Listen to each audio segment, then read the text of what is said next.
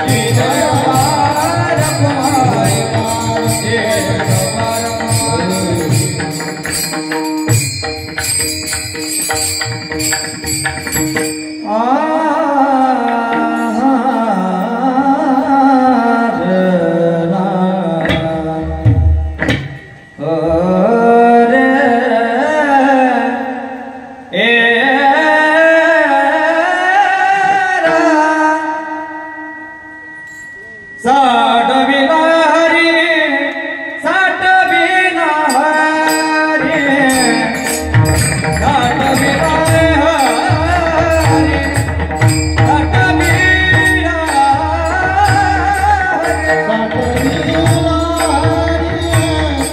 साठविला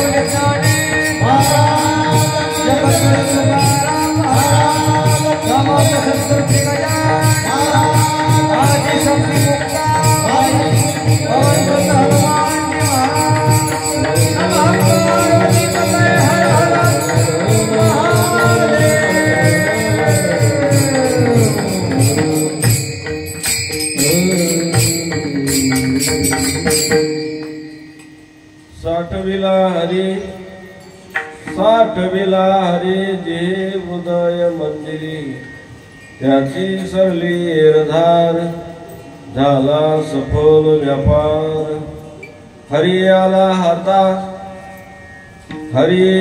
हाता मग कैची भय चिंता त्याची सरली एरधार झाला सफल व्यापार तुका म्हणे हरी काये उरोनिधी बुरी त्याची सरली एरधार झाला सफल व्यापार महायोग पीठे तटे भीमरत्या परम पुंडरी काय गातुम मनिंदे समागत्य तिष्ठन्त मानंद कंदम परब्रह्मलिंगं भजे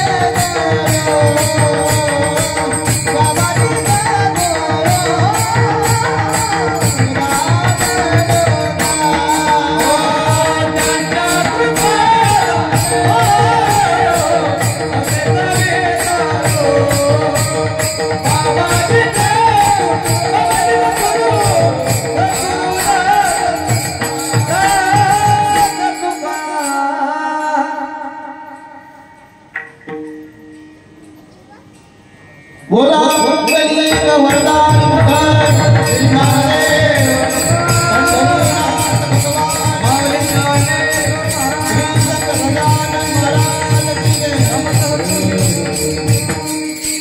जयांचे केलिया स्मरण होय सकळ विद्यांचे अधिकरण तेची वंदो श्री चरण श्री गुरूंचे ते नमस्कारोनी आता नमो ज्ञानेश्वरा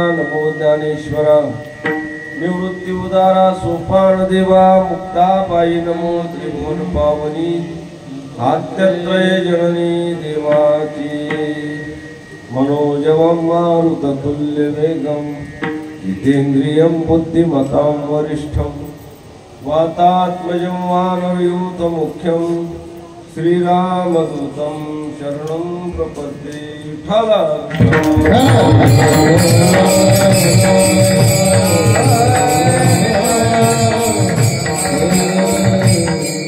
साठविला हरी जे हृदय मंदिरी त्याची सरली एरधार झाला सफल व्यापार. प्रस्तुत आजच्या कीर्तनाकरता घेतलेला अभंग श्रीमंत श्री जगद्गुरु तुकाराम महाराज यांचा चार कडव्याचा अभंगातून, या अभंगातून जगद्गुरु तुकाराम महाराज आलेल्या साधकाला उपदेश करतात आणि त्या उपदेशाचं चिंतन विषय काय या अभंगातून महाराजांनी प्रतिपादन केलेलं आहे। तेव्हा आपल्या गावामध्ये हा दरवर्षी श्री भगवान नरसिंह जयंती म्हणून आपण हा उत्सव संपन्न करतो आणि याही वर्षी हा उत्सव आपण चालू केलेला आहे आणि तेव्हा मला देखील या उत्सवामध्ये कीर्तनाची सेवा प्राप्त झाली। तेव्हा या ठिकाणी या उत्सवामध्ये श्रीमद भागवत कथा भागवताचार्य श्री हरिभक्तीपरायण भिकाजी महाराज माटरगावकर यांच्या मधुर वाणीतून या ठिकाणी आपल्याला ऐकायला मिळत आहे। दरवर्षी आपण हा उत्सव संपन्न करतो आणि त्याकरता सर्व गावकरी मंडळी या ठिकाणी, परिसरातील मंडळी या ठिकाणी या नामचिंतनाचा उत्सवाचा आनंद आपण घेत आहोत आणि याकरता 7 दिवस या ठिकाणी कीर्तनाच्या कार्यक्रमाची साथ करण्याकरता जे काही माझ्या मागे उभे असलेले परम आदरणीय गायनकार मंडळी, मला ते नाव काही आठवत नाही, तेव्हा सर्व हे उत्कृष्ट अशा प्रकारचे गायनकार आहेत आणि मृदंग वाजवणारे यांचे चांगल्या प्रकारचे या ठिकाणी वादन आहे आणि असा हा उत्सव मोठ्या आनंदामध्ये आपण संपन्न करतो। तेव्हा हा या उत्सवाचं उद्दिष्ट तर काय असेल तर तुम्ही आम्ही प्रपंचिक जीव आहोत, या प्रपंचामध्ये आपल्याला काहीतरी परमात्म्याच्या रस्त्याने मार्गाने जाण्याकरता मार्गदर्शन आपल्याला प्राप्त व्हावं आणि ते प्राप्त होण्याकरताच या उत्सवाची निर्मिती आहे। मी पुढे सांगणार आहे, कारण मनुष्य जीवनामध्ये आपल्याला काहीतरी एक उद्दिष्ट ठेवून, ध्येय ठेवून, लक्ष ठेवून आपल्याला जीवनाची वाटचाल करायची आहे आणि त्याकरता कशी वाटचाल करायची याचं मार्गदर्शन आपल्याला संतांच्या विचारातून, संतांच्या संस्कारातून, ग्रंथातून, आपल्याला कीर्तनातून, भागवतातून ऐकायला मिळतं। तुम्ही म्हणाल मग किती वेळा ऐकायचं कीर्तन? हा प्रश्न येतो। हा किती वर्ष झाले उत्सव चालू आहे? जुना आहे, लय जुना आहे, तुम्हालाही आठवत नाही की नाही? हा एवढा जुना उत्सव आहे चालू नाही, चांगली गोष्ट आहे। हा अनंत कालापासून आलेला आहे आणि अनंत कालपर्यंत चालणार आहे, लक्षात। आणि या ठिकाणी सर्व जी मंडळी आहे, सर्व टाळकरी मंडळी आहे आणि वारकरी संप्रदायाचे आणि निष्ठावंत उपासक आहेत, टाळकरी आहेत। आमचे परम आदरणीय वैकुंठवासी नारायण महाराज या गावात नेहमी यायचे आणि त्यांच्याच मार्गदर्शनाने हा उत्सव चालू आहे। त्यांचं मार्गदर्शन आपल्या गावाला लाभलेलं आहे। अशी महान विभूती आणि महाराज होऊन गेले आणि त्यांच्याच आणि निष्ठेने आणि या ठिकाणी आपण सर्वजण हा उत्सव संपन्न करतो। त्याकरता तरुण मंडळी आहे, सर्व या ठिकाणी महिला मंडळी असेल आणि या ठिकाणी 7 दिवस अन्नदान असेल। आज फराळ होतो, कोणाचं होतं?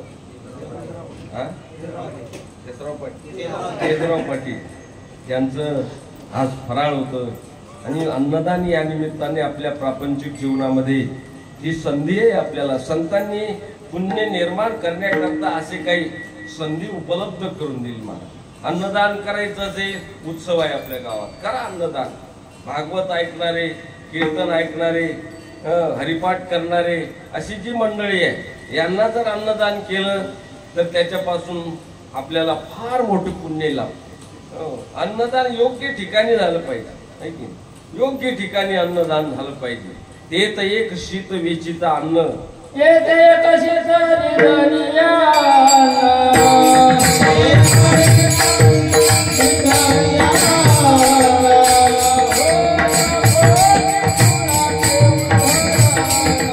Oh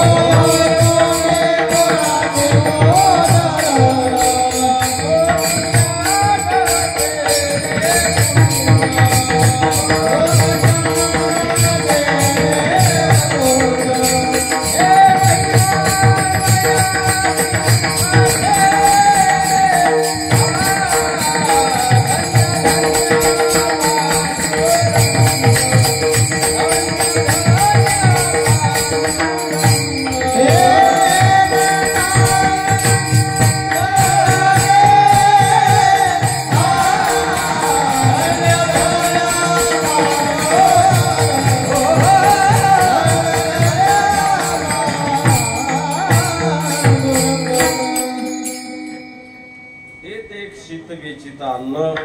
आपलं जर अन्नदान या उत्सवामध्ये जर झालं तर अगणित पुण्य लाभतं अशी ही जागा आहे. आणि म्हणून आपल्या गावामध्ये अन्नदान करणारी मंडळी आहे आणि याच्यातून आपल्याला पुण्याची प्राप्ती होत असते. आणि काही श्रवण करणारे, काही टाळ वाजवणारे, काही आजूबाजूचे काय कुंखेर काय हा आळसना वगैरे मंडळी या ठिकाणी येत आहेत, सेवा देत आहेत. या तुमच्या आमच्या करताच हे हा उत्सव संतांनी ही परंपरा याच्याच करता की आपल्याला काहीतरी पुण्य प्राप्त करून घ्यावं. मनुष्य जीवनामध्ये हे मनुष्य जीवन मिळवण्याकरता आलेलं आहे. काहीतरी मिळवलं पाहिजे याच्यामध्ये आणि मिळवून आपल्या बरोबर ती शिदोरी घेतली पाहिजे. घेतली पाहिजे, नाहीतर आपल्याला काय नेता येईल काय? आपल्याला वर काही नेता येत? जमीन घेतलेली नेता येते का? कोणी नेली का तुमच्या गावात? नाही नेता आहे. जमीन इथं राहते, पैसा इथंच राहतो, किती बिल्डिंग बांधली ती इथंच राहते. काही नाही, आपल्याला मोकळ्या मनाने निरोप देतात लोक घरातले. जा आता तुम्ही, आहे की नाही? बरं पहा तुम्ही, जो जाणारा असतो त्याला किती खिशाचं शर्ट शिवतात तुमच्याकडे? खिशाचं शर्ट नाही, खिशाचं शर्टच शिवत नाही. तो जन्मभर यायच्यासाठी खिशे भरतो. तिकडून भर तिकडून भर यायचे डोंबल्यावर. मग लोक फार मागचे हुशार आहेत, बिन खिशाचा पाठवतात. बिन खिशाचा म्हणून या करता आपण हुशार झालं पाहिजे महाराज, हे लक्षात घेतलं पाहिजे. कोणी मरू नये पण मेलेल्या ठिकाणी जावं, तिथं काय काय विधी करतात ते लक्षात घेतलं पाहिजे. हे बारकाईनं लक्षात घ्या आणि आपण सावध झालं पाहिजे. हे जाताना पाठवून देतात ना, कपडा टाकला की जाय तू तिकडे, नाही की नाही? किती कमावून ठेवलं, कोणतं पोरगा 50 लाख बुड्यानं बँकेत ठेवले, पोरगा देते का 5,000चा चेक? देते का? नाही नाही, चकाचक करून सोडतात बुड्याला. चेक कशाला देतात? नाही ना, कोणी काही देत नाही महाराज, अजिबात देत नाही. मग कशाला मरमर करायचं कोणाकरता? त्याच्याकरता कशाला मरमर करायचं? नाही नाही, आपली आपण. दुसऱ्याचं मी म्हटलं एवढं मरमर कशाला? महाराज नातू काय खातील? म्हटलं नातवाचा ठेका तू घेतला काय? अरे ज्यानं निर्माण केलेलं आहे तू बघून घेईल ना, तू कशाला मरमर करतो? आयुष्याचं वाटोळ करत.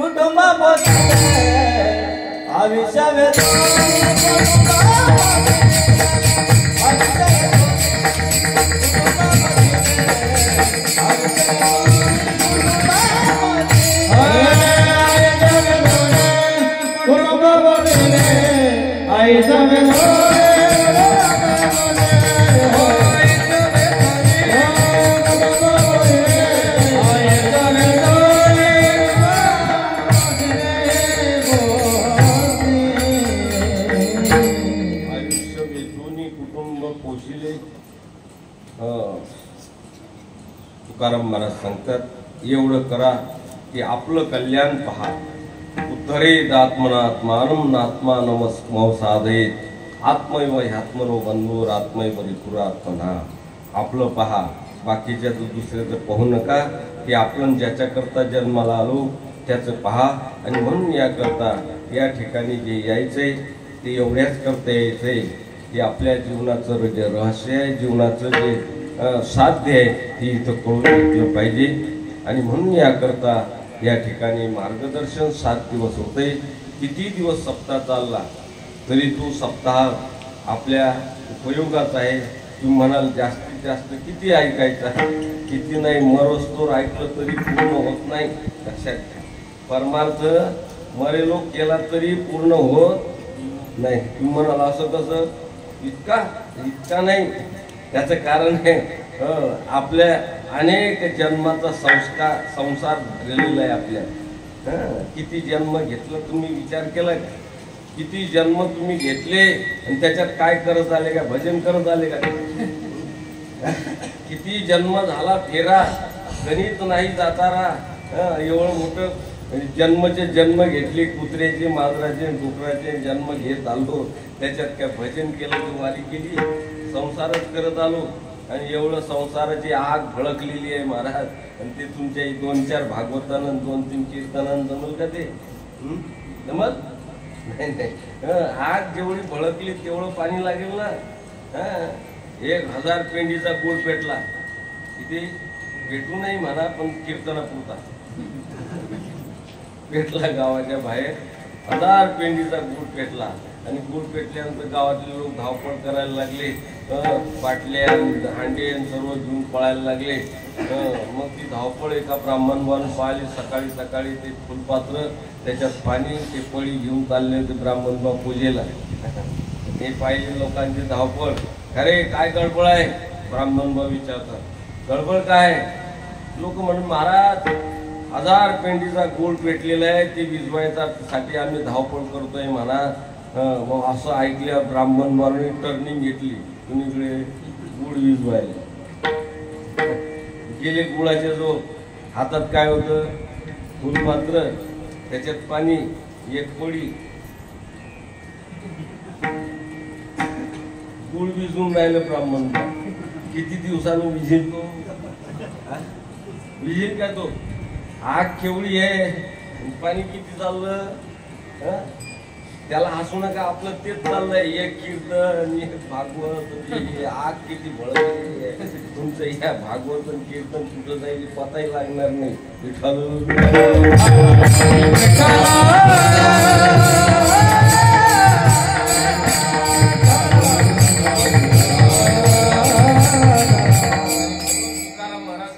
आम्ही जीवनभर 8 तास केला त्याचाच, बाकी रात्र नाही पाहिली, दिवस नाही पाहला, आणि केवळ परमार्थ केला.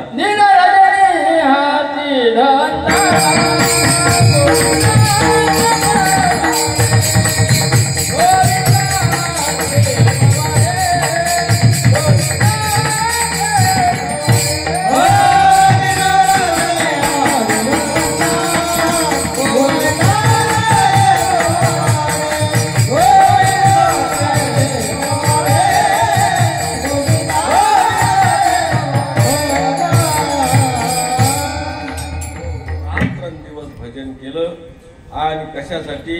त्याच्याशिवाय आपल्या जीवनामध्ये सुख शांती लाभणार नाही. आणि म्हणून याकरता हा परमार्थ सतत गावामध्ये असलाच पाहिजे. पिढ्यानपिढ्या पुढच्या पिढीला हे मार्गदर्शन होण्याकरता ही संतांनी परंपरा घालून दिलेली आहे. हे लहान मुलांना हे संस्कार लागले पाहिजे. कारण हा प्रदूषणाचा काल आहे. लहान मुलांना आहे की नाही, आता हे लहान मुलं आहेत चांगले पण याच गावचे असं यांना कळालं आहे की नाही, मग ते हळूहळू ही परंपरा चालवतात. आणि हे याच्या योगानं होतं काय? याच्या योगाने एवढं होतं की मोबाईल जरा दूर राहतो. नाही तर एवढं मोबाईलशी संबंध तुटला लोकांशी महाराज. पोरे रात्रंदिवस पाहतो ना, ओटेवर बसतात, चिवळत बसतात, इकडून तिकडून रात्र 2-2, 4-4 वाजेपर्यंत. त्याच्यात काय त्या कोंबड्यासारखं उकरत बसतात.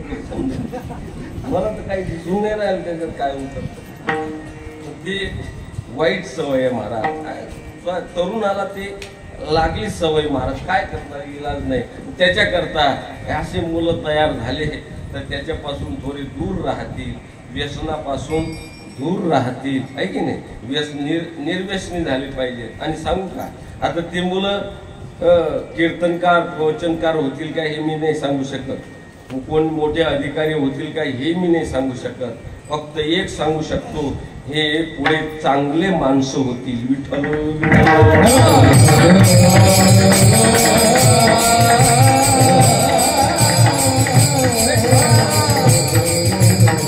चांगले माणसं. आज माणसाची गरज आहे. किती कशाची गरज आहे? हो, तुमच्या गावात लोकसंख्या किती आहे? हा, लोकसंख्या 800. हा, 750 आहे की नाही? कीर्तनाला किती आहे? 70. ती लोकसंख्या आहे, ही माणसाची संख्या आहे.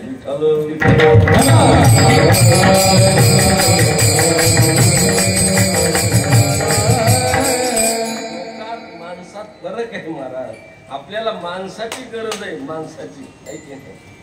तुकडोजी महाराज म्हणतात, माणूस द्या माझा, माणूस द्या, माणूस द्या, माणूस द्या,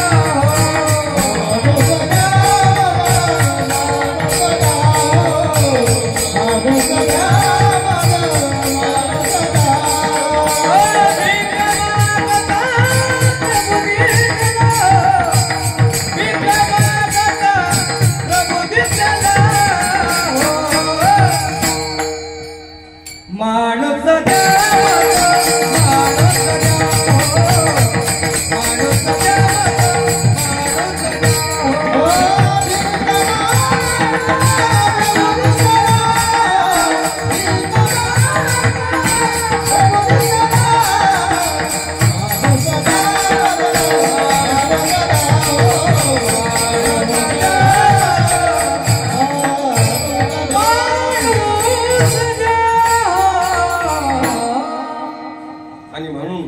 या उत्सवाचं उद्दिष्ट हेच आहे, माणसं करायचं.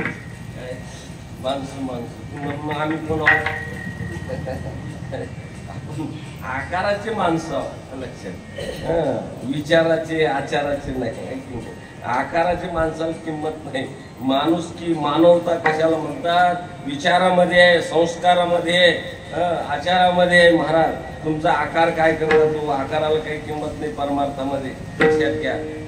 आकाराला काय करतात? मारुतीरायाचा आकार कोणाचा होता? माकडाचा.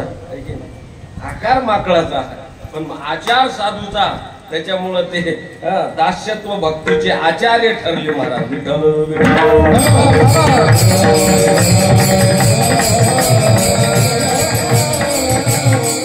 आकाराला मूल्य नाही परमार्थामध्ये, आचाराला महत्व आहे. चला मी जास्त प्रस्तावना करत नाही. मी कशा करता याच्या करता हे उत्सव आहेत, आणि या उत्सवामध्ये आपल्याला फार मोठा आणि काय तर लाभ प्राप्त होतो. म्हणून या करता हे कीर्तन आणि तुमच्या गावामध्ये सर्व लोक श्रद्धेने करतात. त्याकरता मी सर्वांच्या चरणी मनापासून आणि अभिनंदन करतो. आणि हा उत्सव सतत चालावा अशी मारुतीरायाच्या चरणी प्रार्थना करतो. आपल्या अभंगाकडे वळतो. महाराजांचा अभंग आहे, सुंदर असा सोपा अभंग आहे, पण रहस्य फार मोठं महत्वाचं आहे. अभंगामध्ये महाराजांनी या ठिकाणी उपदेश केलेला आहे. महाराज तुकाराम महाराज उपदेशक होते, खंदे उपदेशक होते, पण असे उपदेशक नव्हते. कोणी हो एकच उपदेश. हो, कोणी हो एकच उपदेश असा नाही. हा एकच का उपदेश सांगतात? त्याचा कारण दुसरा माहितच नाही तर काय सांगतात? हे दुसरा डॉक्टर रोगानुसार डॉक्टर कोणता औषध देईल, रोगानुसार औषध डॉक्टर कोणता देईल, त्याला सर्व रोगाचं ज्ञान आहे, तोच रोगानुसार देईल. नाही तर काही डॉक्टरांना एकच औषध माहित असते. रोग कोणालाही कोणताही हो, त्याचं औषध एकच औषध. एका ठिकाणी कंपाऊंडर डॉक्टर होता, आणि औषध द्यायचं. आता दिवाळीच्या पिरियड होता तो, आणि दिवाळीचा पिरियड म्हटलं तुम्हाला माहिती आहे, ठराविक पाहुणे, ठराविक जेवण, ठराविक आजार. जावयाशिवाय दुसरा पाहुणा नाही, लाडू करंज्याशिवाय दुसरं जेवण नाही, आणि आजार अजीर्णाशिवाय दुसरा आजार नाही. एकच आजार असते त्या पिरियड मध्ये. हा कंपाऊंडर लागला त्या डॉक्टर, आणि मग पेशंट तेच यायचे. मग त्याचं ठरलेलं होतं डॉक्टरचं, कंपाऊंडरला दे चूर्ण, द्यायचे ते होतं जुलाबाचं चूर्ण. या कंपाऊंडरची अशी समजूत झाली की हे तर औषध आपल्यालाही माहीत झालं.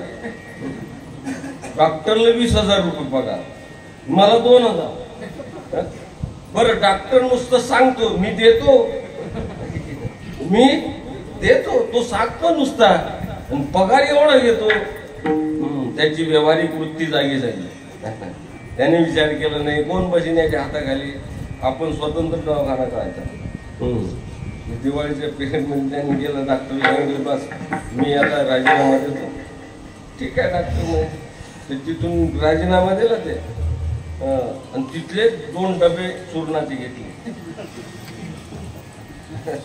त्याची अशी भावना झाली जगात एकच औषध आहे, कोण्याही रोगावर एकच औषध आहे. 2 डबे घेतले, आला दवाखाना उघडला. पण त्याने विचार केला डॉक्टर आपण कंपाऊंडर पाहिजे ना. एक कंपाऊंडर घेतला, कंपाऊंडर हो मी डॉक्टर. आता पुढे अनेक प्रकारचे रोग यायचे. आता दिवाळी संपल्यावर बी अनेक रोग यायचे आणि याचं ठरलेलं औषध तेच दे चूर्ण. चूर्ण कशाचं होतं? जुलाबाचं. आलं ते जुलाबाचं चूर्ण असल्यामुळं महाराज ते त्याचा परिणाम त्याच्यावर व्हायचा. इतका परिणाम व्हायचा, इतकी जुलाब व्हायची की घरी न जाऊ देणे. इतकं जुलाब व्हायची की तिथंच. आणि मग त्याला पेशंटला तिकडे न्यायचं तर 2घच होते हे, कंपाऊंडर डॉक्टर. मग डॉक्टर इकडून गुंडक्याकडून पकडायचं पेशंटला आणि त्याने पायाकडून. महाराज जुलाब जास्त अधिक झाल्यामुळे कंपाऊंडरचे कपडे भरायचे. 2-3 वेळा भरलं त्याचे कपडे. दुसऱ्या दिवशी डॉक्टरने सांगितलं ते चूर्ण. कंपाऊंडर म्हणजे चूर्ण देतो पण मी पुढे होणार नाही. मी पुढे होणार नाही, पुढे तुम्हाला व्हावं लागेल. विठ्ठल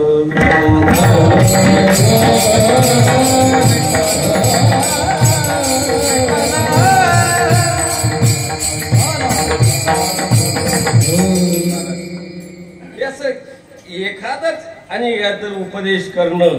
तुकाराम महाराज सांगतात आम्ही तसे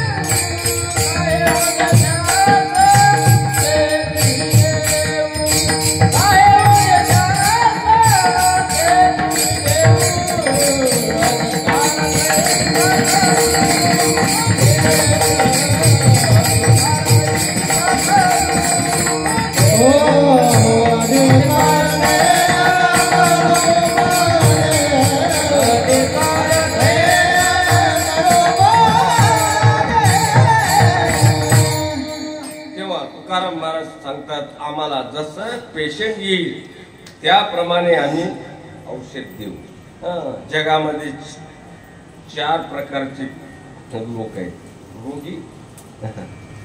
पहिला रोगी म्हणजे स्वैराचार. त्याला कशाचं गंध नाही, एक स्वैराचारी आहे. दुसरा आहे संसाराच्या चाकुरीतून चालणारा, हा 2ऱ्या क्रमांकाचा आहे. संसाराच्या चाकुरीतून चालतो. आणि 3रा वर्ग असा आहे की जो प्रपंचात राहतो पण प्रपंचात मन रमत नाही. विठ्ठल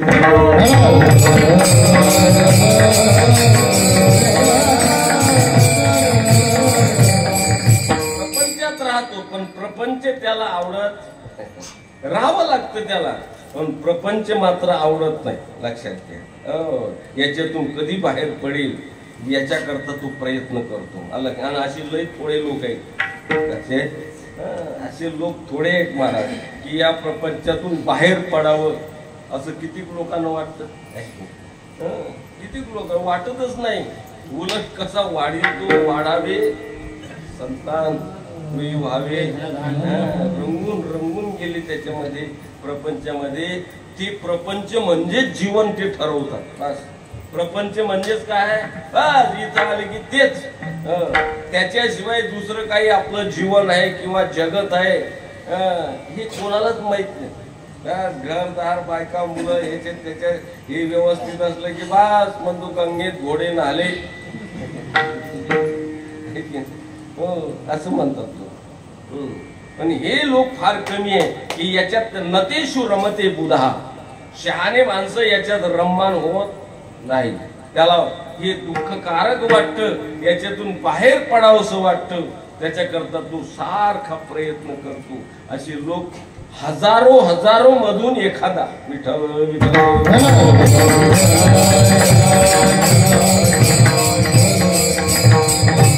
मनुष्यानाम सहस्रेषु कश्चित यतति सिद्धये. भगवान हजारातून एखादा.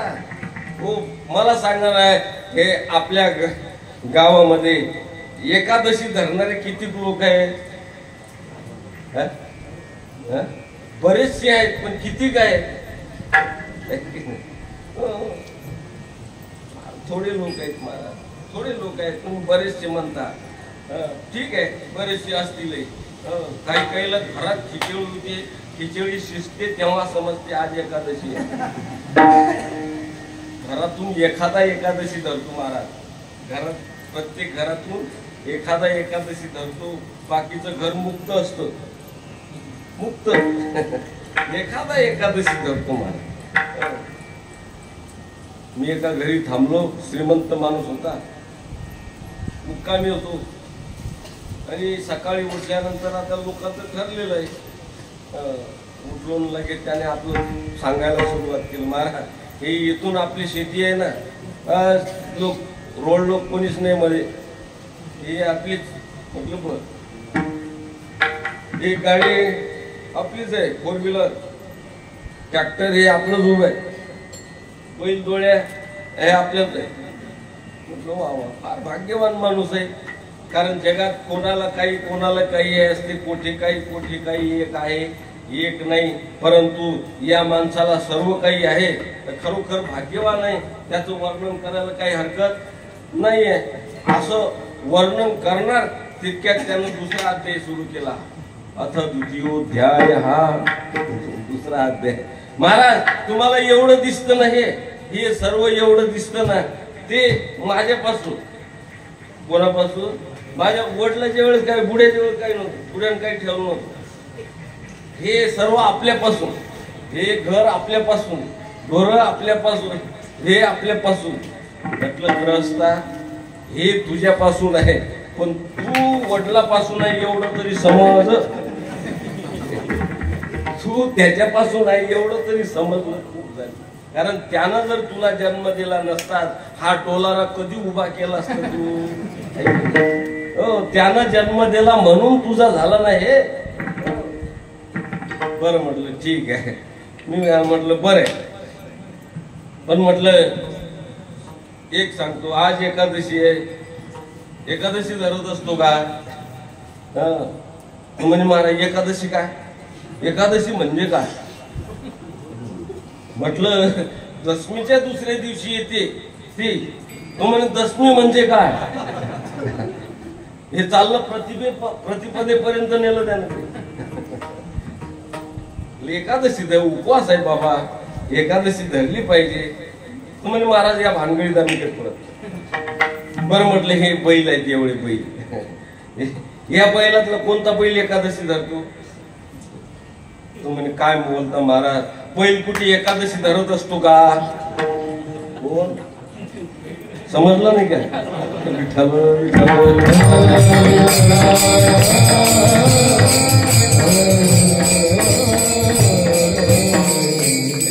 एकादशी धरत असतो का? बैल धरतच नसतो, आहे की नाही? बरं मी म्हणतो जे धरतात ते तरी मनापासून धरतात काय? आता इथून चला, तुम्ही म्हणणं बरेचसे आहेत. आता पहा, जे धरतात ते तरी मनापासून धरतात काय? मनापासून धरणं वेगळं, करणं वेगळी. विठ्ठल विठ्ठल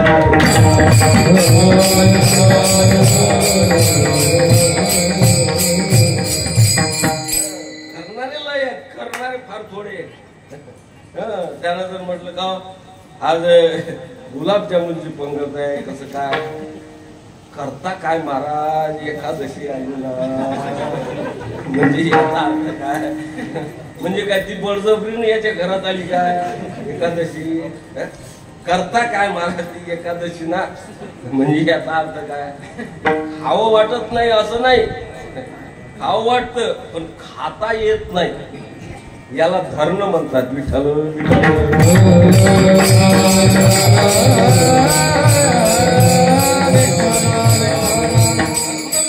कर्ण वेगळं, कर्ण त्याला म्हणतात. अरे अमृतासारखा जरी पदार्थ आला तरी इच्छाच होऊ न देणं हे खऱ्या अर्थाने कर्ण आहे महाराज. हे कर्ण आहे, इच्छाच होऊ देणं नाही, ही खरी एकादशी आहे लक्षात. आता आमच्या मध्ये काही काही असे लोक आहेत एकादशी धरणारे, ते दशमीला एक टाइम जेवतात, एकादशीचा उपवास, द्वादशीला एक वेळ जेवतात. ही उपवासाची पद्धत आहे. दशमीला एक टाइम आणि एकादशीला उपवास आणि द्वादशीला एक टाइम, हे असे उपवास करणारे लोक आहेत. आपणही एकादशी करतो पण दशमीला सावध होऊन करतो. दशमीला सावध होतात लोक. संध्याकाळी जेवायच्या वेळेला बाई म्हणे वाळू काय वाळू काय वाळू काय काय म्हणतो, उद्या एकादशी आहे वा, वाळू काय म्हणतो वाळ एकादशी. आणि द्वादशीला बाई वाढायला आले की वाळू काय काल एकादशी झाली होती आज वाढ. म्हणजे एकादशीच्या अन्नाची कसं दशमी द्वादशीतच काढून घेतात. आणि एकादशीचा फराळ नफा. विठ्ठल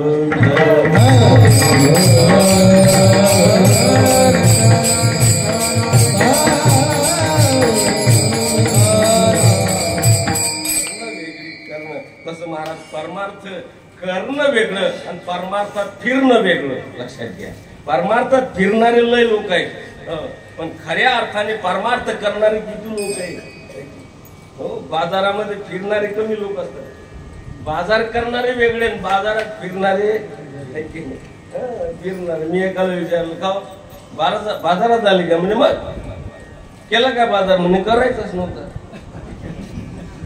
करायचं नव्हतं इकडे कशाला, इथं आल्यावर कोणी विचारत नाही, म्हणजे किती फिरलं तरी कोणी विचारत, त्यालाच बाजार म्हणतात. तसं परमार्थात उड्या का टाकतात, इथं आल्यावर कोणीच विचारत नाही म्हणून उड्या टाकतात. विठ्ठल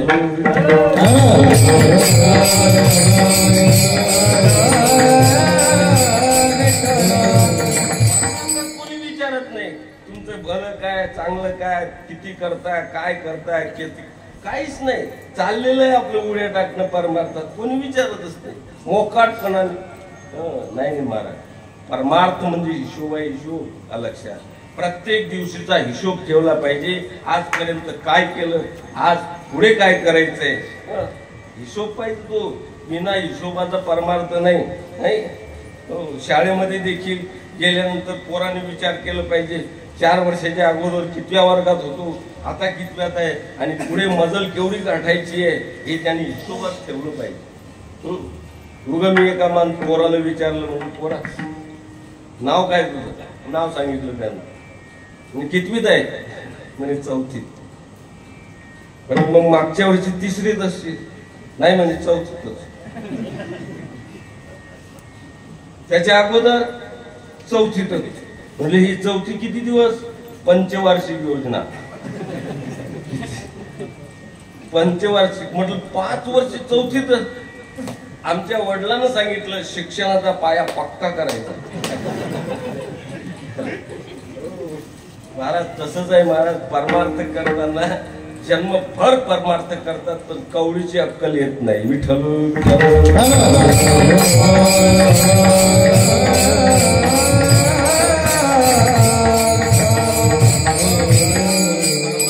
कसा करायचा, किती करायचा, याचा हिशोब ठेवावा लागतो. हिशोब लक्षात.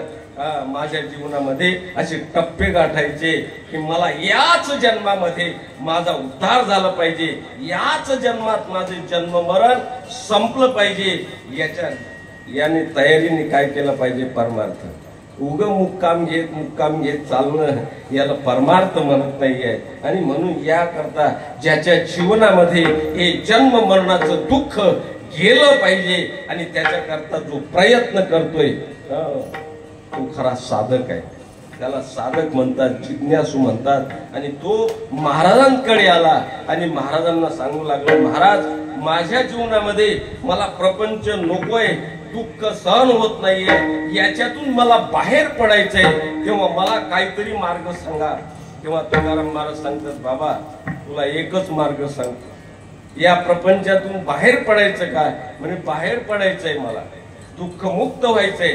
त्याचं कारण एकच आहे, हे दुःख ज्याने प्राप्त होतो, ज्याच्यामुळं तुला प्राप्त होतं, ते संपल्याशिवाय तू त्याच्या पलीकडे जाऊ शकत नाही. लक्षात. आणि म्हणून याकरता जीवनामध्ये काय करायला पाहिजे असं प्रश्न त्याने विचारल्यानंतर महाराज सांगतात, बाबा तुला एक सांगतो, ज्यांनी या प्रपंचातलं दुःखाच्या पलीकडे गेले, त्यांनी जे साधन केलं ते साधन तुला सांगतो. काय केली साधना त्यांनी? अभंगाच्या पहिल्या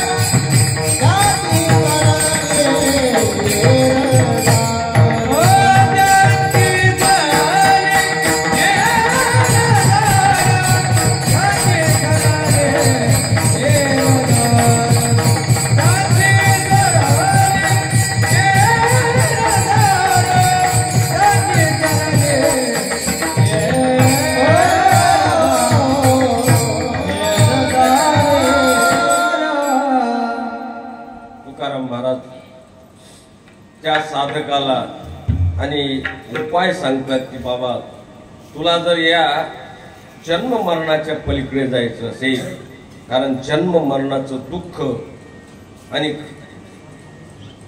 असह्य असा प्रकारचं दुःख आहे. जन्माचं दुःख काय कमी आहे का मला? जन्म होणं म्हणजे कठीण आहे, कठीण. लक्षात. प्रथम केला गर्भिवास, काय तो सांगावा, दुःख भोगिले नवई मास, आलो जन्मास. जन्म होणे म्हणजे काय बस मधून उतरणे आहे का?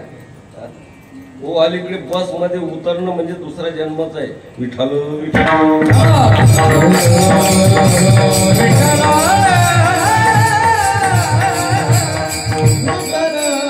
मदांचा वर्णन करते. 9 मास गर्भवासी, 10व्याने प्रसूत झाली, येताच कर्मजाळ तुझी मान. त्या मुलाला आणि आईला जन्मताना काय दुःख होतं महाराज गर्भवासाचं. पण ते पूर्वीच्या काळामध्ये एखादं प्रकरण व्हायचं असं, मुलाची मान अडकून राहायची, ती पूर्वीच्या काळामध्ये एखाद्या वेळेला व्हायचं. आता जनरली झालं, जनरली आता जनरली झालेलं आहे की नाही? कारण मान अडकणं पहिली डॉक्टरचीच मान अडकलेली असते. प्रसूतिगृह म्हणजे काय?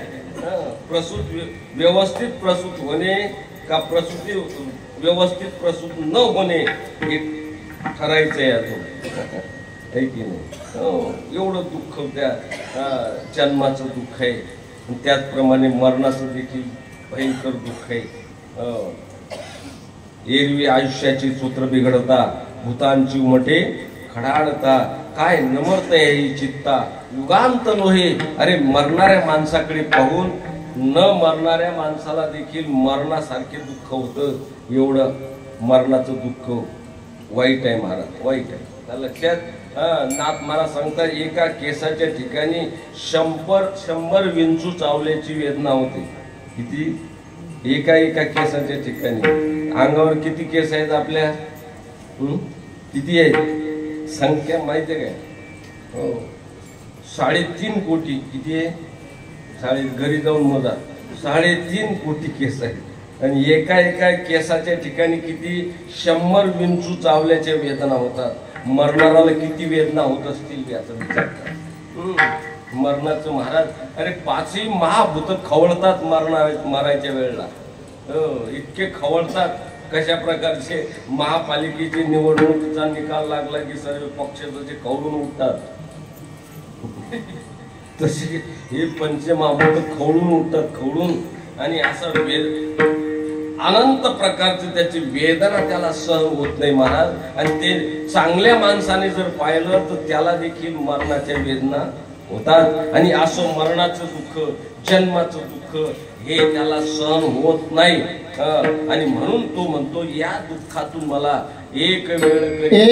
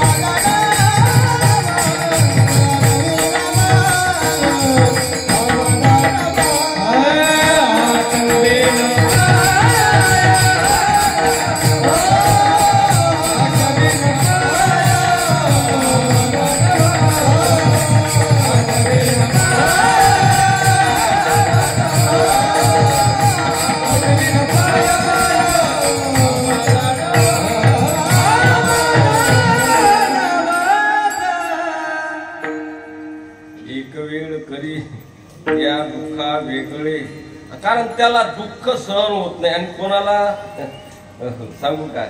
माऊलीची ओवी सांगतो मी. ऐशेशी अवकाळा घेपे शरीराचा कंटाळा, ते लाज पै निर्मळा निसुगा गोड. निसुक हे कोणाला? इज्जतवान माणसं आणि कोडगे माणसं. फरक आहे की नाही? हे दोन आपले इज्जतवान आणि कोडगे आहे की नाही? इज्जतवानाला सहन होत नाही. कोण इज्जतवान परमार्थात आहे की पुन्हा पुन्हा मरणं, पुन्हा पुन्हा जन्माला येणं हे नकोय असा म्हणणारा इज्जतवान आहे. हा एखादा म्हणून काय करावं लागते? कोडग कालचा कोडगा मग याला कोडग म्हणतात.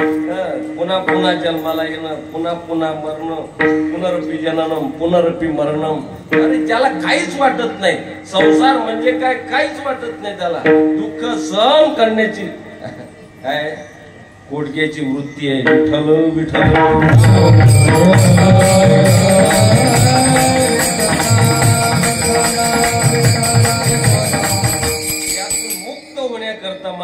प्रयत्न केले पाहिजे. हा जन्म कशासाठी आहे, हा जन्म कशासाठी आहे महाराज, याचं एकच कारण सांगतो.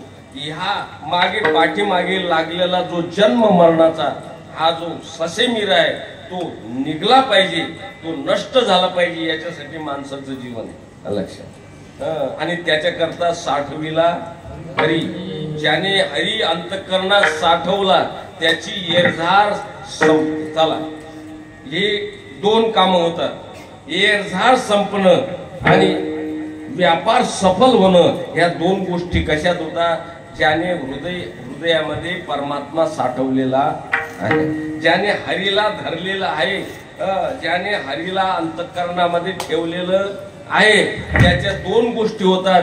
एक जन्म मरण परंपरा संपून जाते आणि दुसरं व्यापार सफल होतो. व्यापार अलक्ष कोणता व्यापार, तुम्ही आपण व्यापार करायला आलो, या व्यापार कोणता, हे व्यापार ज्याच्या करता आलो ते करणं हा सफल व्यापार आहे. विठ्ठल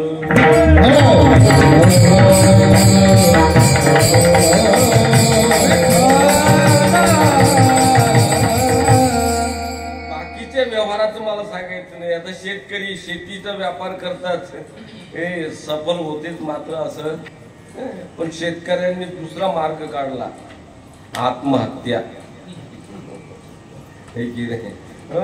शेती सफल होत नाही, कोणताच व्यवहार सफल होत नाही महाराज लक्षात घ्या. ते सफलता कशाला म्हणतात, ज्याच्या करता माणूस आला त्याने तेच केलं पाहिजे, त्याला म्हणतात सफलता. चला एक माणूस पंढरपूरला गेला आणि पंढरपूरला गेल्यानंतर त्याने कशासाठी गेला पंढरपूरला, दर्शनासाठी गेला तो. आणि पाहिलं त्यानं 2-4 किलोमीटर लाईन पंढरपूरच्या दर्शनाची, ती लाईन पाहूनच त्याची दमछाक झाली. तो म्हणे जमत नाही. मग त्याने विचार केला आता हे जाऊ द्या, बाकीचं घेऊ आपण सामान गिमान.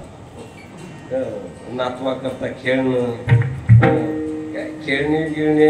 आणि ज्याचे नातू आहे तेच पंढरपूरला जातात. पंढरपूरला कोण जाते, तरुण जात नाही, ज्याचे नातू घरी आहे पंढरपूरला.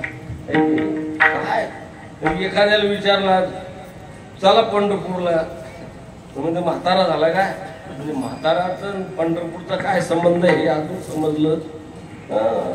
काय पंढरपूरला म्हाताऱ्यांनी जावं अशी समज आहे. कीर्तनालाही तसंच आहे. घरातले मुलं बाळ सुना लेकी यांना कीर्तनाला जावं विचारावं लागते. मुलगी विचारते आईला, तिला फक्त विचारावं आलं, सांगते ते फक्त कीर्तनाला जाते हे सांगणं हे मुलीचं काम आहे. आई कीर्तनाला चालली, मुली ती सांगते, पण सुनेला विचारावं लागतं. सुनेला सासूला काय विचारावं लागतं, आत्या कीर्तनाला जाऊ काय. आता विचारल्यावरही परवानगी मिळते तर सांगता येत नाही. कीर्तनाला जाऊ काय, सासू म्हणते या वयात एका कीर्तन ऐकण्याचं वय आहे का. कोणाला म्हणते सुनेला कीर्तनाला जायचंय हे वय काय, या वयात. सून म्हणते मग कोण्या वयात, ज्या वयात ऐकू कमी येते त्यावेळेला कीर्तनाला. कीर्तनाला येणारे लोक ऐकू कमी येते, आम्हाला स्पीकर जवळ बसू द्या, स्पीकर जवळ का ऐकू कमी येते. जेव्हा ऐकू येत होतं तेव्हा कुठे फिरत होता. विठ्ठल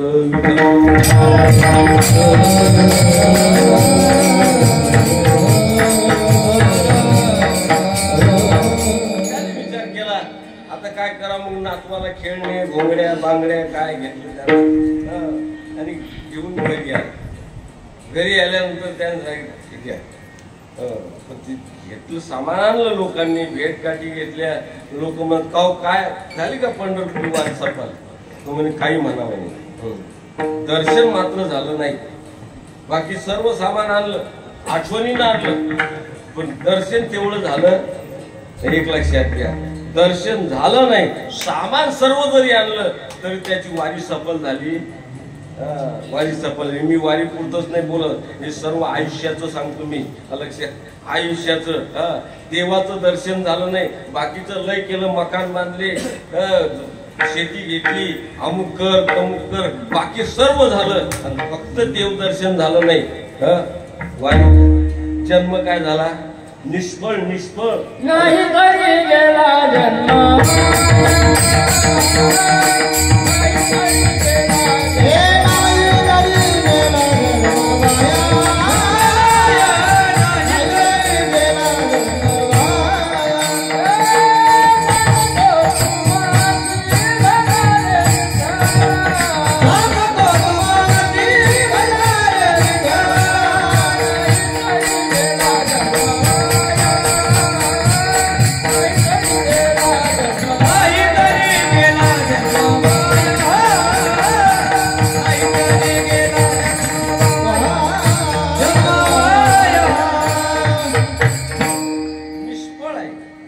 आपण कशा करता आलो?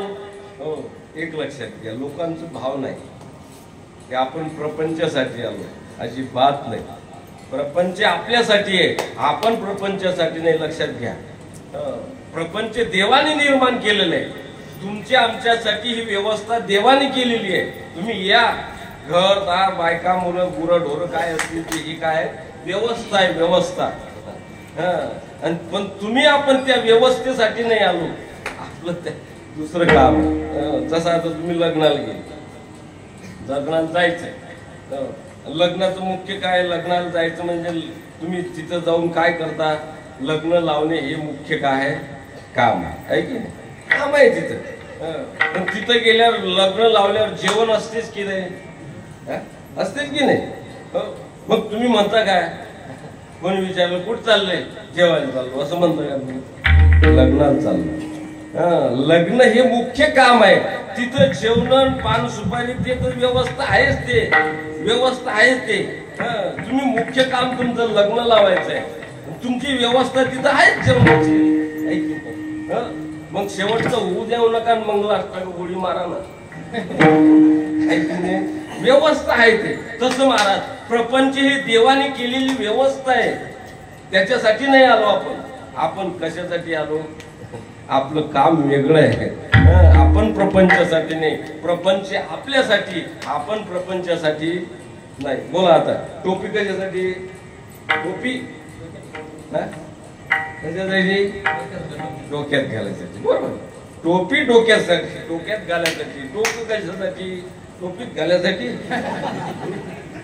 टोपीत घालायसाठी डोक्यात नाही. अरे डोक्यात काय ते कुठेही अडकून देता येते, काही तसं नाही. नाहीतरी डोकं कोणती जायते, आहे की नाही? टोपी डोक्यासाठी आहे, पण डोकं मात्र टोपीसाठी. तसं माणूस, माणसासाठी प्रपंच आहे, पण प्रपंच साठी माणूस. ही व्यवस्था आहे. पण माणसं काय महाराज, घरी आले एखाद्यानं मकान बांधलं की बस म्हणतो झालं काम. काय म्हणतो? काम झालं. काय? मकान बांधलं. म्हणजे जसं काही त्याला त्याच्यासाठी पाठवलं होतं मकान बांधायचं, मकान बांधलं. अरे मकान बांधणं म्हणजे काय पुरुषार्थ आहे का? घर बांधणं काही पुरुषार्थ आहे काय? पशु पक्षी देखील घर बांधतात ना, ते बांधतात. हो, माणसापेक्षा चांगले घर पक्ष्याचे नाही. कधी पाहिलं का पक्ष्याच्या घरच्यामध्ये काही डासाची तक्रार आली काय? डास नाही, त्याची तक्रार नाही. पण माणूस लाखो रुपये खर्च करून एवढे डास होतात की घरच्या मालकाला बाहेर झोपावं लागतं. विठ्ठल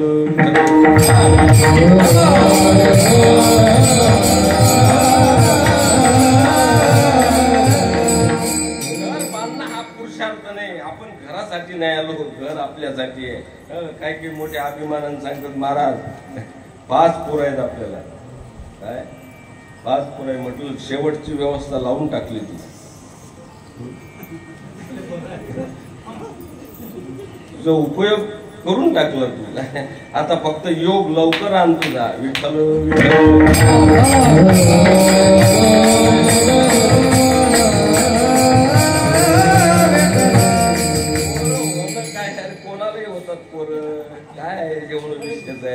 पोरं बांधणं मानणं, प्रपंच करणं ह्या काही पुरुषार्थ नाही महाराज. याच्यासाठी माणूस आलेला नाही, लक्षात घ्या. याच्यासाठी आले ते आपल्यासाठी देवाने निर्माण केलेलं आहे. ही व्यवस्था आहे.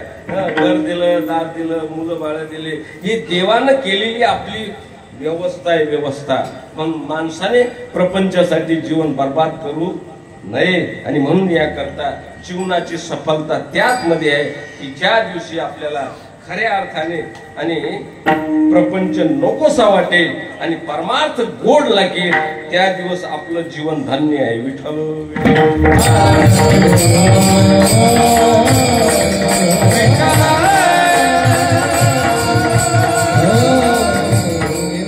तुम्हाला प्रपंच करू नये असं, प्रपंचात राहू नये असं नाही, पण प्रपंचात रंगू नये.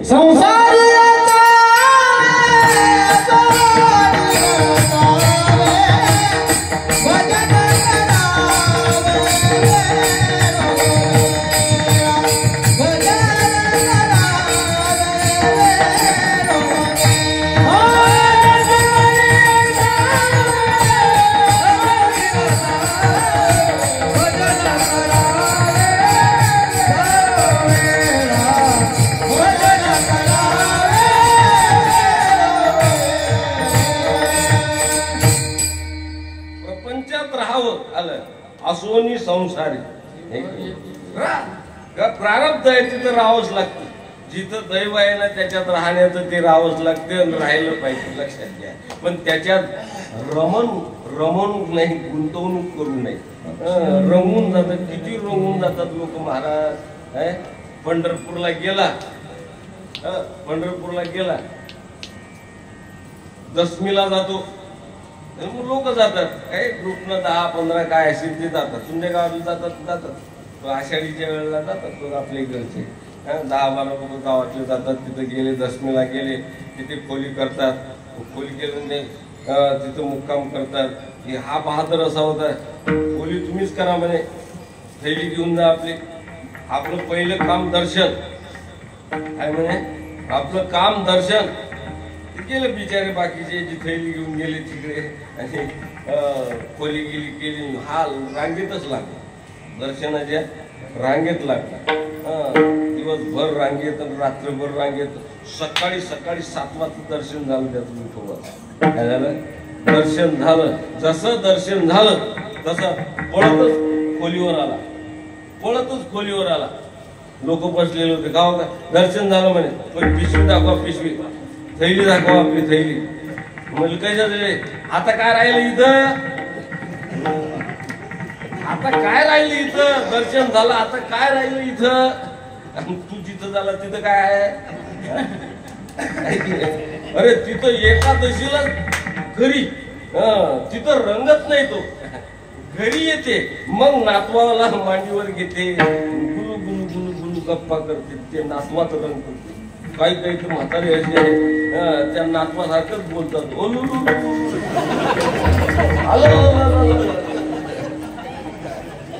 काही आवाज असे होतात, पाय वर करतात, नातवाला त्या पायावर घेतात. कमी रंगलं काय, हे रंगणं कमी आहे का. परमार्थात रंगत नाही, ते तिथं रंगत.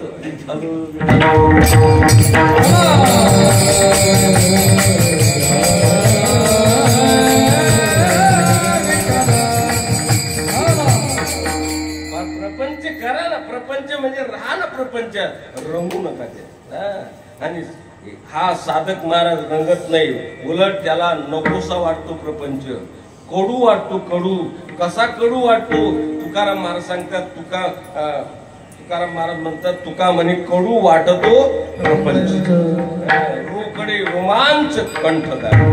त्यांना कडू लागतो ना, आपल्याला काय लागतं. म्हणा ना काय ते काय म्हणा, काय गुळासारखं. एक गुळ आहे, गुळ. आता गुळ आहे ना, हा मी खाल्ला तर कसा लागेल गोड. तुम्ही खाल्ला तर, विनकर बाबांनी खाल्ला तर, पप्पाने बाबांनी गोड. याच्यात काही शंका नाही. गुळ गोड का लागतो, गोड आहे म्हणून. उत्तर काय अवघड आहे का. गुळ कसा लागतो? गोड लागतो. गोड आहे म्हणून. आता एक कल्पना करा, हा गुळ मला गोड लागला, तुम्हाला कडू लागला, मग मात्र शंका आहे. मला गोड लागतो, दुसऱ्याला कडू लागतो, मग याच्यात काहीतरी आहे. तसा एकच प्रपंच आपल्याला गोड लागतो आणि संतांना कडू लागतो. काय फॉल्ट आहे? विठ्ठल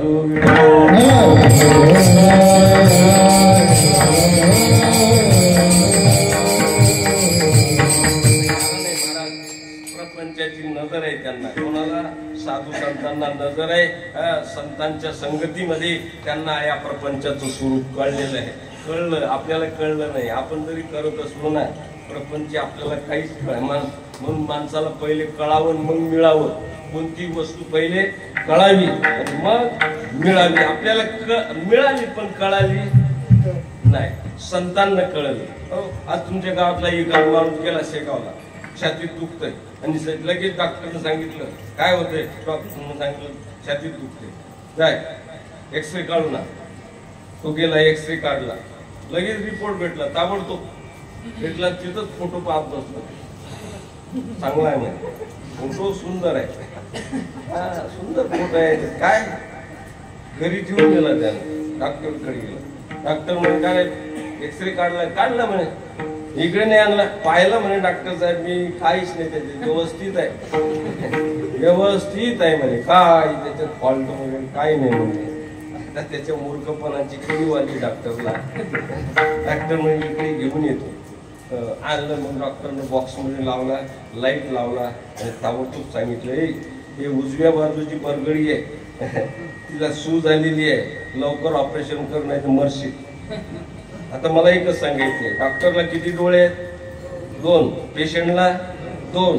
मग त्या डॉक्टरला 2 डोळे, यालाही 2 डोळे, पण एक्सरे मधला फॉल्ट कोणाला कळाला? डॉक्टरला कळाला. तसे या संसाराचं हा एक्सरे आहे. संसार एक्सरे आहे. डॉक्टर ज्ञानोबा आहे, तुकोबा आहे. तुम्ही आपण पेशंट आहोत. ज्ञानोबा आहे, तुकोबा राहायला त्यांची नजर हे एक्सरे मधलं काय फॉल्ट आहे त्यांना कळते. आपल्याला काही कळत? आपण पेशंट आहोत. आपली नजर म्हणजे नजर, त्यांची नजर आहे. त्यांना बरोबर याच्यात काय फॉल्ट आहे आणि ते फॉल्ट असणं हे जीवनाचं एक उच्च स्थिती आहे. लक्षात, हे प्राप्त होणं खरं जीवनाचा हा पुरुषार्थ आहे. विठ्ठल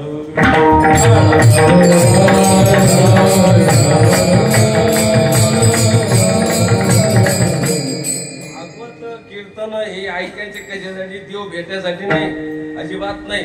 हे त्याच्यासाठी नाही, देव मिळावा याच्यासाठी नाहीच आहे. फक्त आहे तो प्रपंच समजला पाहिजे. संपलं का? तो तुमच्यामध्ये बसलेला आहे, त्याचं स्वरूप कळून घ्या. म्हणजे जोपर्यंत कळत नाही तोपर्यंत आपलं गोडच लागतं, तो चांगलाच वाटतो. आता एक उदाहरण सांगतो, ग्राम्य दृष्टांत आहे. ग्राम्य तुम्ही तिकडे जास्त रमू नका. सांगितलं की लगेच यायचं, तिथं थांबचाल नाही तर सांगितलं की लगेच. तो खालचा दृष्टांत आहे जरासा, जास्त थांबू नका. 2 नवरा बायको ड्युटी करत होते, 10 तास ड्युटी आणि घर 3ऱ्या मजल्यावर. आणि बिचारे ड्युटी केलं, थकले, त्रास झालेलं. आणि कष्ट करणाऱ्या माणसाला झोपेची वाट पाहावं लागत, झोपेची वाट पाहावं लागत. कष्ट करणारे माणसं पडल्या झोपतात. हो मग हे बोलणं माझं कमी आहे. पडल्या पहिले झोपतात आणि मग पडतात. पहिले झोपतात मग हा खरा जगातला भाग्यवान, 1 नंबरचा, 1 नंबरचा भाग्यवान. काही असे आहेत महाराज, 4 गोळ्या खातात, झोपेच्या 4 गोळ्या खातात. त्या गोळ्या याच्या पोटात जाऊन झोपतात, पण हे जागीच राहतात.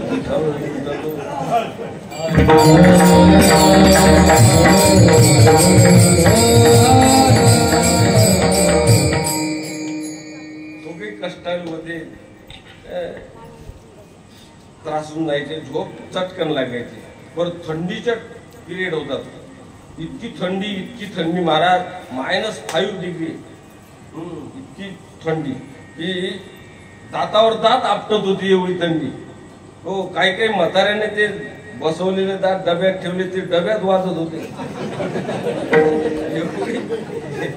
एवढी थंडी पडली कडाके. आणि झोपल्यानंतर 11 वाजता पोरग उठलं, 4 वर्षाचं पोरग उठलं. पप्पा पप्पा जोरात आलं, 2 नंबरचं काय पप्पा. आता पप्पा म्हटल्यावर काय करील पप्पा, संडास खालच्या मजल्यावर, ही 3ऱ्या मजल्यावर, काय करेल. त्याने विचार केला थंडी मरणाची. त्याने काही टेबलवरचा पेपर घेतला आणि तिथे खाली आतरला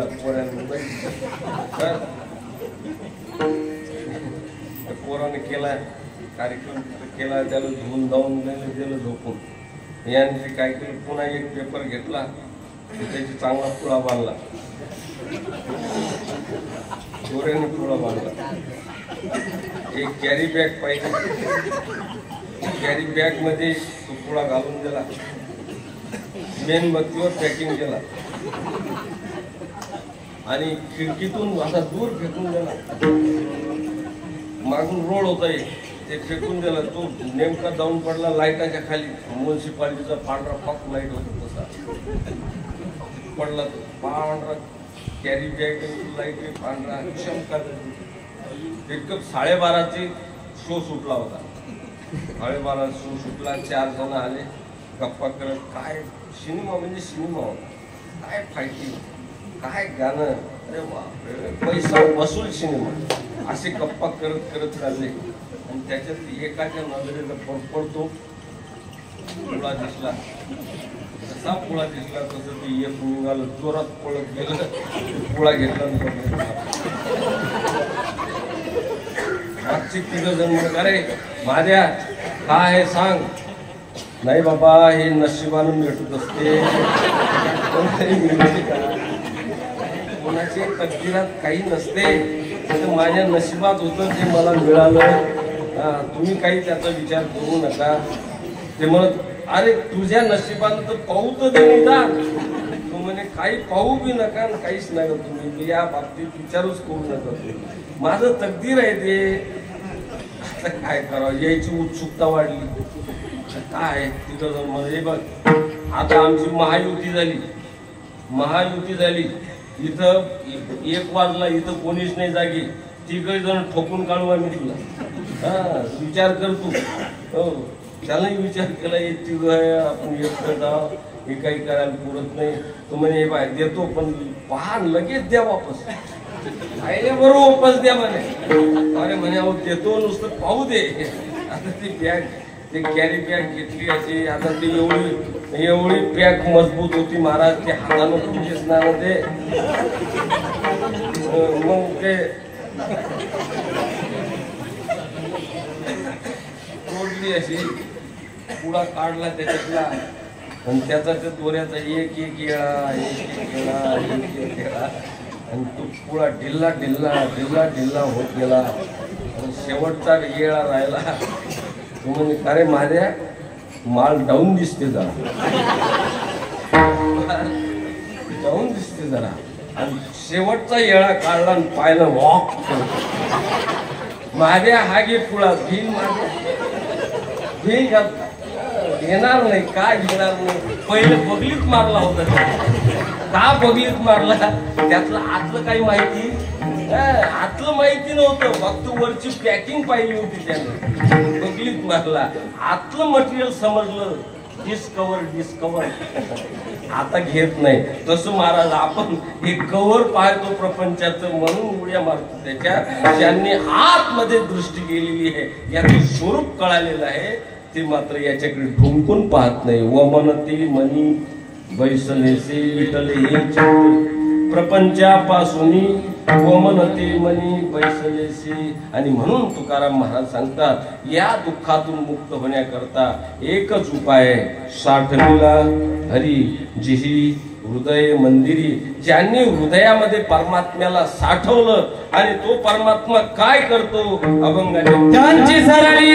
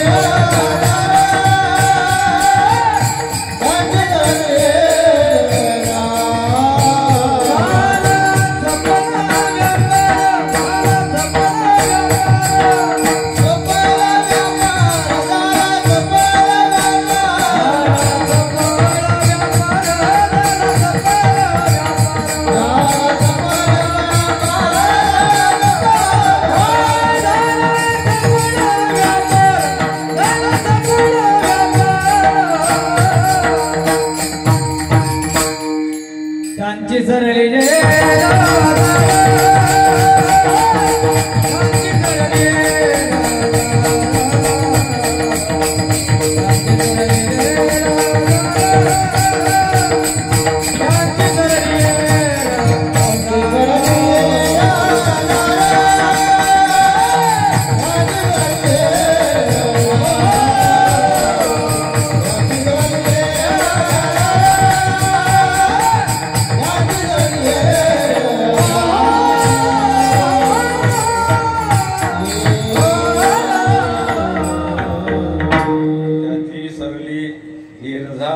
झाला सफल व्यापार कोणामुळं साठविला ज्याने आतमध्ये साठवला तो परमात्मा त्याचं काय करतो येरझाड संपवून टाकतो जन्म आणि मरण हे संपवून टाकतो आता चला त्याला जन्म मरण संपवणं म्हणजे जन्माभावरूप मोक्ष आता थोडस शास्त्र जन्माभावरूप मोक्ष म्हणजे काय एक अर्थ असाही होतो की पुन्हा जन्मच नाही पण पुन्हा जन्मच नाही हा एकच अर्थ जर घेतला तर इथं थोडा खटकतं तेवढाच अर्थ तो अर्थ होतो नाही असं नाही पुन्हा जन्मच नाही पण तसं जर झालं तर मग सरकारला मदत होईल कुटुंब नियोजन काय त्यांचंही तेच चाललेलं आहे एक या दो बस आहे की नाही काय एक या नो त्यात पुढचा विचार पुन्हा फक्त हिंदूंनाच आहे बरं हिंदूंनाच फक्त 2 किंवा 3 बाकीच्या मंडळींना 2 वर 0 दिलं तरी चालेल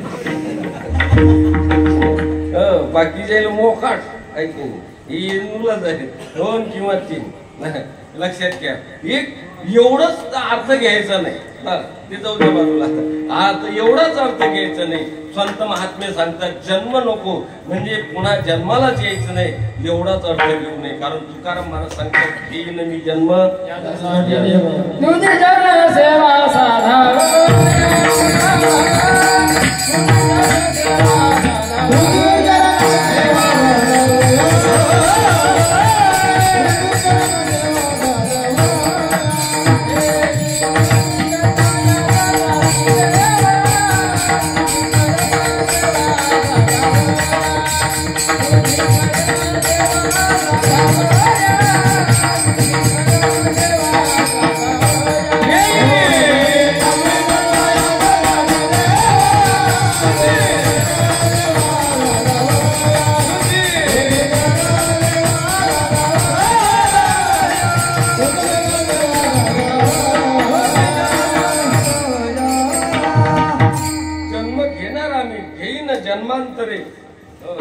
जन्म घेईन मी नाना संत महात्मे सांगतात आम्ही पुन्हा जन्म घेऊ मी असं का त्याचं कारण असं आहे परमात्मा करतो काय अरे जन्म आणि मरण हे जे मागे सांगितलं ना तुम्हाला हे जन्म मरण म्हणजे याच्यात फक्त बदल आहे बदल आहे ते जन्म मरण म्हणजे बदल जन्म झाला की हे शरीर दुसरं मिळते मेलं की दुसरं शरीर मिळते याला बदल म्हणा बदल जन्म मरण नाही बदल आहे मग जन्म मरण कशाला म्हणायचं जन्मा भावरूप मोक्ष कशाला म्हणायचं त्याचं कारण आहे जन्म मरण हा देवाचा विलास आहे देवाचा काय हा विलास आहे त्याचा खेळ आहे फक्त त्याच्यामध्ये असणारी जी भीती आहे ती संपली पाहिजे भीती नको कारण ते जन्म मरण खरे नाहीतच ना ज्ञानोबारायची ओवी सांगतो तुम्हाला पुढे जातो उपजने आणि निमने हे साचची जे का मानणे तो जीव लोक मी म्हणे संसार हन संसार कशाला म्हटलं ज्ञानोबारायनी हे जन्माला येणं मरणं जसं जन्माला पोरगा आला की पेढे वाटणं म्हातारा मेला की बोंबलत बसणं हे खरं समजतो याला संसार म्हटलेलं आहे संत म्हणतात याला संसार म्हणू नका हे खरं नाही आहे हे खोटं समजा मग जन्म होय करणारा जरी घेतले तरी बिघडत हे खरं नाहीत नाही हे खोटं आहे जन्म घेणं मरणं हे काय आहे खोटं आहे त्याला सत्य समजू नका आणि ही भीती आपल्याला आहे ती भीती जन्माची मरणाची ती भीती काय करतात भगवान परमात्मा घालवतात हरी आला होता मग कैची होय चिंता. तो परमात्मा अंतःकरणात आला, मग त्याला मरणाची भीती नाही आणि जन्माची भीती नाही आणि उदरनिर्वाहाची चिंता नाही. विठ्ठल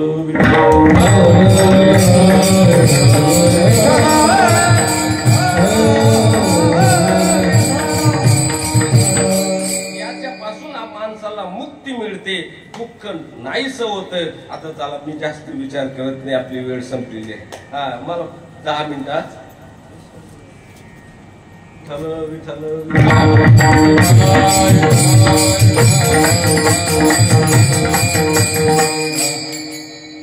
काय संसार, संसार म्हणजे काय?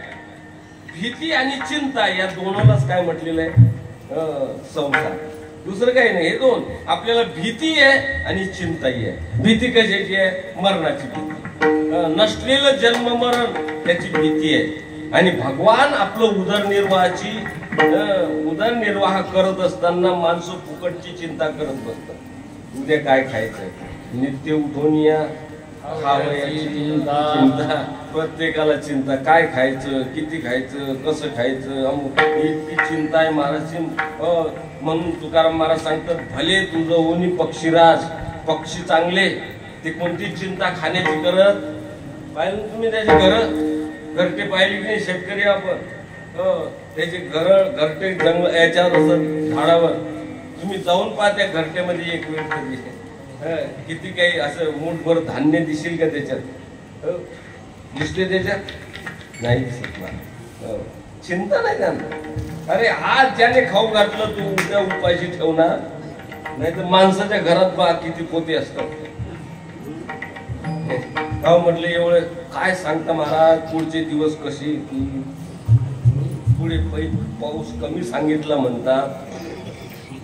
सर्वात दुष्काळ याच्यावरच उलटते तू. म्हणजे याचा अर्थ जो देव देतो तो मला उद्या देव देणार नाही हे माणसाला विश्वास. आम्ही अविश्वासी सर्व भावी. लक्षात, परमात्मा उदार आहे, देतोय, पण आम्ही मात्र त्याच्यावर भरोसा ठेवत.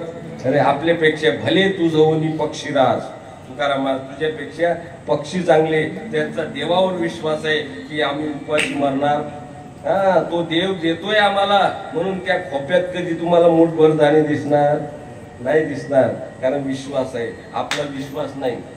ही चिंता आहे, चिंता. काय खायचं, किती किती खायचं, नातवापर्यंत चिंता आहे. आता मी जास्त विस्तार करतो. माणसाला ही चिंता, बायाला उद्या कोणती भाजी करायची ही चिंता. प्रत्येक बाईला विचारत होती काय चिंता आहे, उद्या काय करायचं महाराज. चिंता प्रत्येकाला चिंता. चिता चिता समख्याता बिंदू मात्रे निशेषता. जास्त चिंतन मी याच्यात करत नाही. चिंता आणि भीती. भीती आपल्याला जन्माची मरणाची भीती वाटते की नाही? वास्तविक पाहता जन्म मरण हे होणारे प्रक्रिया आहे. हे सृष्टीचा नियम आहे. तो खरा मानू नका. हे भगवान सांगतात, संत महात्मे सांगतात. ती भीती घालवण्याचं काम परमात्मा करतो अंतःकरणात बसून. हरी आला होता मग कैची भये चिंता. अरे नुसतं चिंता भीती घालत नाही तर महाराज त्याला मूळ कारण असणार जे अज्ञान आहे त्याच्यावरच घाव घालतो. हे शेवटच्या कडव्यात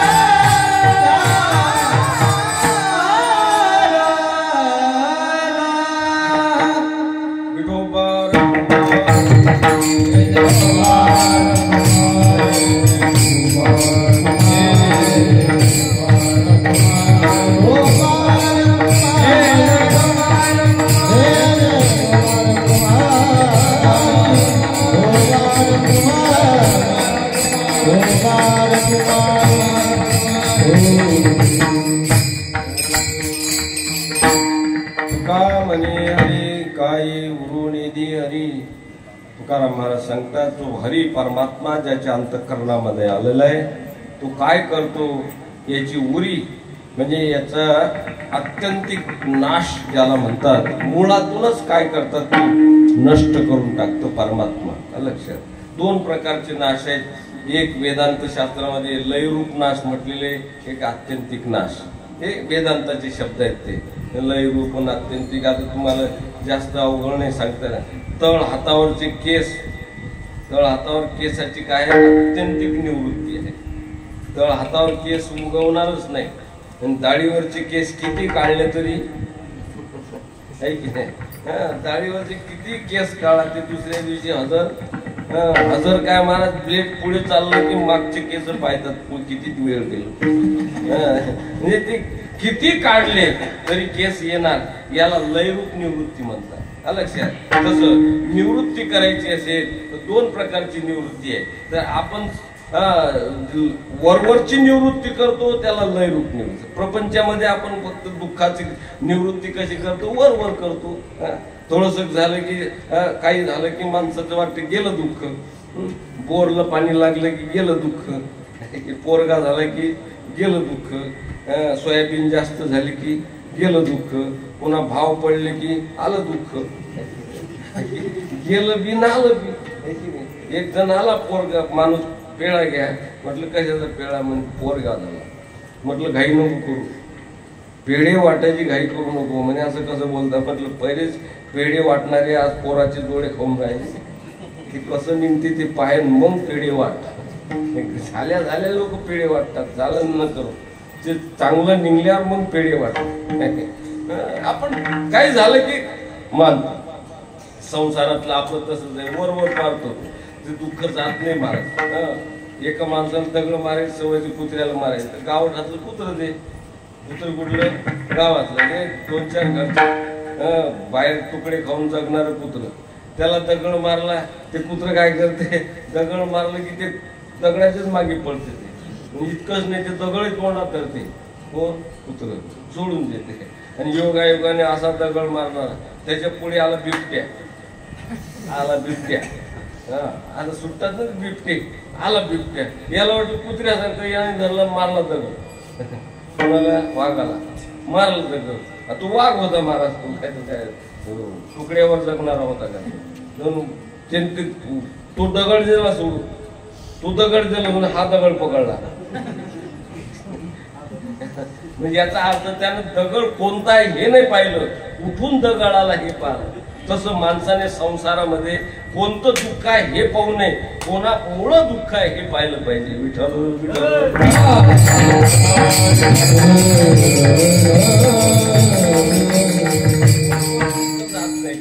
तुम्हाला विनोदाने 2 मिनिटात दृष्टांत सांगतो, आटोपतो, माझी वेळ झालेली आहे. एक जवाई होते, ते अधिक महिन्याची वाट पाहत होते. अधिक महिन्याची जवाई लोक अधिक महिन्याची का वाट पाहतात हे मला माहित नाही. कसं त्यावेळेस काहीतरी भेटते त्याला, ठीक आहे. कोण्या जवाईनं वाट पाहिजे, नव्या जुन्यानं कशाला पाहिजे. जुना झाला तू गपची बस, जुनी पाहतात. तुम्हाला नवीन जुना कसा काय ओळखायचा त्याचं सोपं उदाहरण आहे. जो जवाई सासरवाडीत गेला की सर्व त्याला काम सांगतात, समजा हे जुनं आहे. जो जवाई सासरवाडीत गेला की त्याच्या म्हटलं ऐकतात, समजा हे नवं आहे. गेला जवाई, गेल्यानंतर मला सप्ताह चालू होता, भागवत होतं. सासऱ्याला वाटलं भागवतही ऐकेल आणि आपले पाहुणचारही होईल. 7 दिवस भागवत ऐकलं, काला झाला. आणि सासऱ्यानं पाहुणचार केला, ते कपडे गिपडे घेतले त्याला, काय करायचं ते केलं. आणि काला झाल्यानंतरही तू पुन्हा दुसऱ्या दिवशी थांबला. सासऱ्याला वाटलं जाईन काला द्यायला, आला, थांबलंच ते. मग ते आपल्या विदर्भात पद्धत आहे, पूर्णाच्या पोळीचा स्वयंपाक केला की पाहुण्याने समजायचं काय आटोपलं. आपल्याकडे पद्धत आहे, पुरणपोळी झाली की पाहुण्याला सांगायचं काम नाही. त्यांना पॅन्ट टावेल कपडे आहे ते थैलीत घाला, शेगावला रस्ता जरा थांबू नाही. त्यानं यानं काय केलं, पुरणपोळीचा बेत हाणला, संध्याकाळी बेसन भाकरले हजर झाला. काय कर मग तर पुढ्या म्हणे पुढे काय तुझं जवाई कसं काय, जवाई कसं काय. म्हणजे माझा जवाई तुमचा नाही का. माझाही आहे पण जायलाच तयार नाही. म्हणा म्हणे तुम्ही. मग बुडा गेला म्हणे, जवाई बा तुम्हाला 10-15 दिवस झाली इथे येऊन, तिकडचे लोक वाट पाहतात ना. मग तशी वाटत असेल म्हणून त्याला बोलून घेऊ काय. इकडून जात नाही पण तिकडून बोलून घेते, काय करावं. मग पुढे शेवटचा पर्याय काढला. बस एवढंच अस्त्र आहे म्हणजे. आता वडील सांगितले तसं जात नाही, त्याचं एकच शास्त्र आहे. कोणतं? वडील सांगितलं संध्याकाळी बेसन मीठ टाकून, मी असं बोलीन तू असं बोल, मी असं करी तू तसं कर, मग पाय जाते की नाही. केलं संध्याकाळी बेसन केलं, मीठच टाकलं नाही पुढीनं. आणि तो आलाच जवळ सासऱ्याच्या मांडीला मांडी लावून बसलाच जेवायला. पुढ्याने एक घास घेतला, ते आळणीच होतं पिठलं. बोललाय अक्कल नाही तुला, बुडीले अक्कल नाही तुला, एवढं वय झालं अजून व्यसन करता येत नाही तुला, अमुक झालं तर मग बोलला. आणि बुडी मग काय शिकवलेलीच होते. तुमचं एवढं काळ्याचे पांढरे झाले ना, मग झालं बोलली ते म्हणे अजून चटका गेलाच नाही का जीबीचा. चटका काढल्यावर बुडा गप्प बसते का, बुडा उठला चटका काढते का माझा. बाजूला काठी ठेवलेलीच होती, पहिलेच ठेवून दिलेली होती. इथली काडी हातात गेला, ती काडी पाहिलं, पुढे मागच्या खोलीत गेली निघून. पुढा गेला मागे, आणि मागच्या खोलीत दोघे गेले. पुढा गादीवर रट्टे मारे. पुढे इकडे म्हणे मायवर मेलीवर हवा मेली. पुढा गादीवर रट्टे मारे. तिकडे तिकडे तशी करू जवाई म्हणे या दोघांची भानगड ही मारामारी कुठं बसता खात बसते. त्यानंही सोडलं, चाटून गेला. बुडा असा पाहिजे म्हणे गेला तो गेला चाल. बुडा बुडी आली पुढे. बुडा म्हणे आपली कशी शक्कल आहे, मी कसं मारल्यासारखं केलं की नाही. बुडी म्हणे तुम्ही मारल्या, मी कसं रडल्यासारखं केलं की नाही. तो दारीच उभा होता जवळ, म्हणतो म्हण मी कसं केल्यासारखं केलं.